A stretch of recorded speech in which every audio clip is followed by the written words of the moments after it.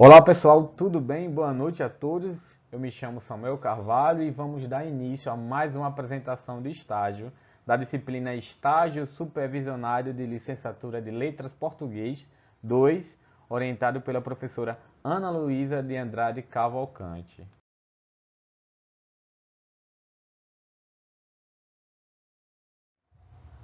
Olá pessoal, na nossa terceira videoaula, o tema escolhido foi Elementos da Comunicação.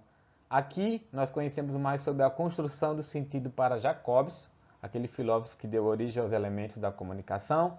Nós discorremos sobre o emissor, o receptor, a mensagem, o código, o canal de comunicação, o referente e o contexto.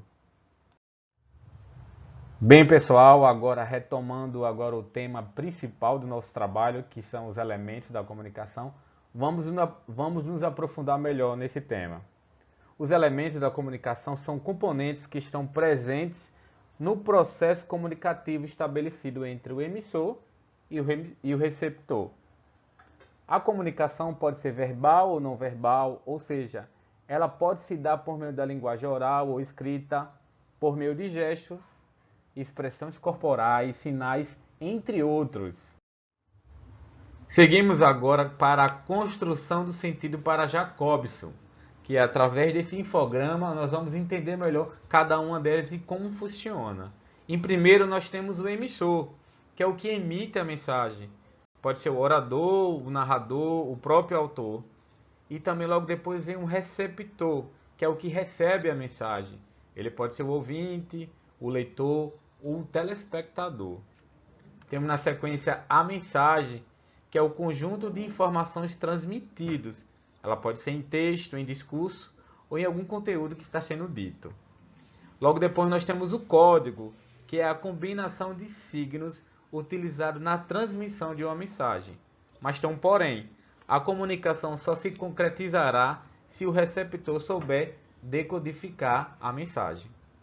Em sequência temos o canal de comunicação, que é por onde a mensagem é transmitida, que pode ser por TV, jornal, revista. E por fim, temos o contexto ou referente, que é a situação em que a mensagem se refere, ou também chamado também de referente. Vejamos aqui alguns exemplos de emissor. Exemplo número 1. Um professor que dá sua aula é um emissor. Enquanto ele fala ou escreve na lousa, emite mensagens aos seus alunos, que são seus receptores. Exemplo número 2. Da mesma forma, um jornalista que escreve um artigo de opinião de jornal é um emissor. Os seus leitores são receptores daquela mensagem. Exemplo 3. Uma empresa que quer contratar funcionários e faz um anúncio na internet está se utilizando desse meio de comunicação para emitir uma mensagem.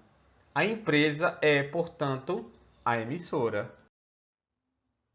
Vejamos agora exemplos de receptor. Exemplo número 1.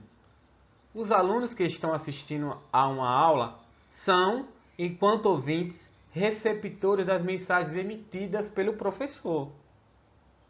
Podem se tornar emissores a qualquer momento, desde que façam uma pergunta ou observação sobre o conteúdo da sala. Exemplo número 2. Os leitores de um artigo publicado no jornal são receptores da mensagem escrita pelo articulista. Exemplo número 3.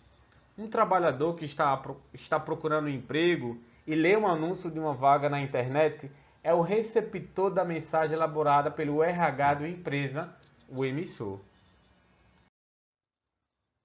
Exemplos de mensagem. Exemplo 1.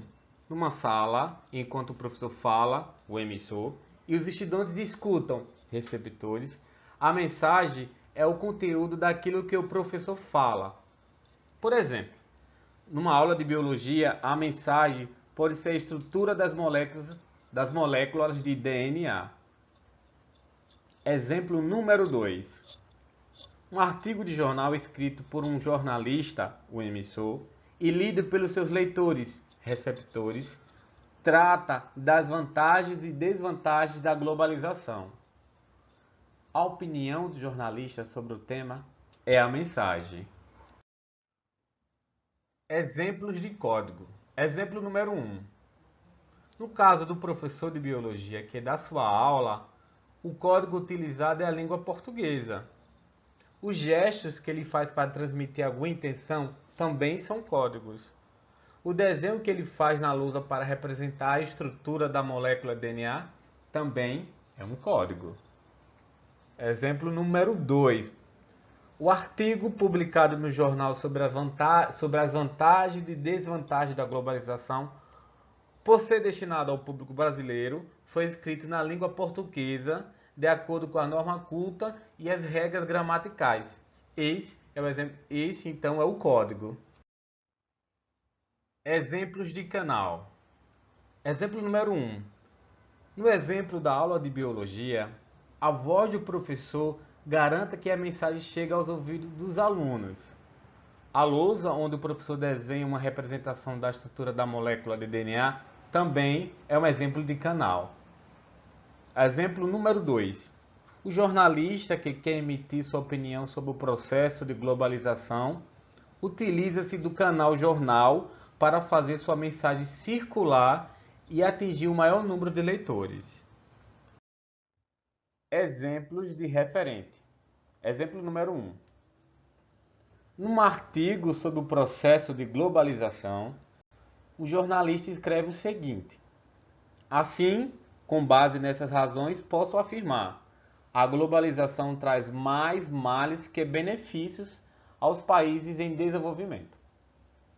Nesse exemplo, o referente consiste no elemento de coesão utilizado na frase assim com base nessas razões. Trata-se de um referente textual formado por elementos que retomam e recolocam para o leitor, receptor, algo que já foi mencionado anteriormente no texto. Agora vejamos o exemplo número 2. No anúncio de vagas de emprego, há a seguinte frase: pretendemos contratar uma pessoa que preencha todos estes requisitos: formação na área, disponibilidade integral, mínimo de 1 ano de experiência e moradia na cidade de São Paulo. Essa frase contém itens, todos estes, que se refere a coisas que serão ditas logo na sequência. Trata-se de um tipo de referente textual, pois há referência a elementos contida no texto.